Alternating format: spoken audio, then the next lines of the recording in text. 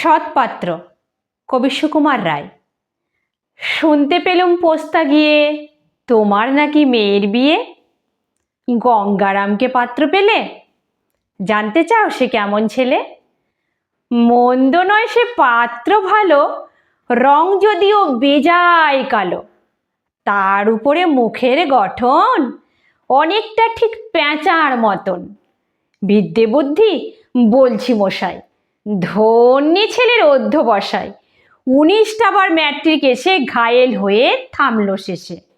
বিষয় আসই গরিব বেজায়, কষ্টে সৃষ্টে দিন চলে যায়। মানুষ তো নয় ভাইগুলো তার, একটা পাগল একটা গোয়ার।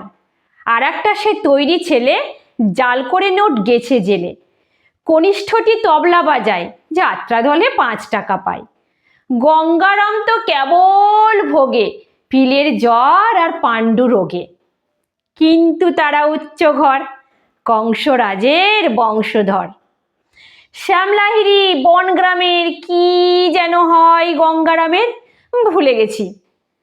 যাই হোক, এবার পাত্র পেলে, এমন কি আর মন্দ ছেলে।